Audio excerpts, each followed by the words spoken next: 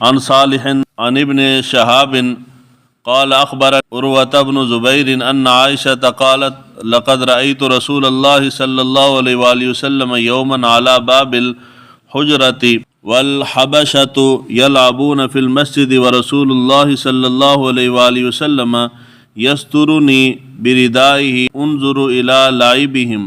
مسجد کے اندر جنگی مشقیں کرنا۔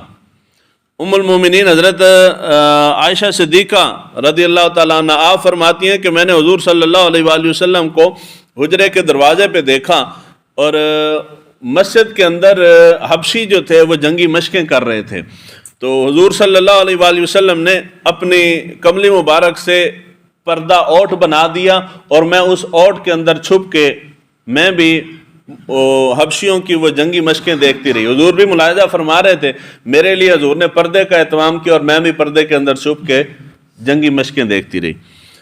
مسجد کے اندر ہم نے بالکل مسجد کو محدود کیا نا کہ جی مسجد کو سوائے نماز کے علاوہ بالکل کسی چیز کے لیے استعمال نہیں کرنا۔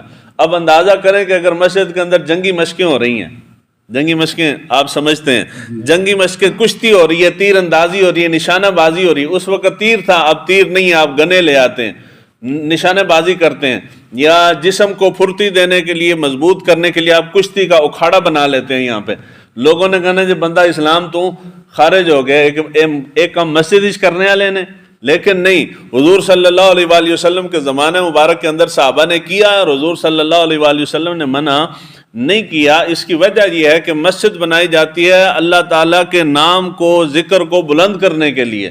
جو زبان سے اللہ تعالیٰ کے ذکر کو بلند کر رہا ہے وہ بھی عبادت کر رہا ہے، اور جو اپنی جان دے کے بلند کر رہا ہے وہ اصل میں بلند عبادت وہ کر رہا ہے۔ کیوں؟ اس لیے کہ جہاد کے اندر استعمال ہونے والی چیزیں یا ایکٹیویٹیز یا کثرت یا مشق جو جہاد کو سپورٹ کرتی ہے یا جہاد کے اندر کارگر ہے، وہ کام آ کے مسجد کے اندر کیے جائیں تو یہ اصل عبادت ہے، کیونکہ جہاد کے اندر انسان یہاں اپنا وقت دے کے اللہ کا ذکر کر رہا ہے، وہاں اپنی جان دے کے اللہ کا ذکر نام بلند کر رہا ہے۔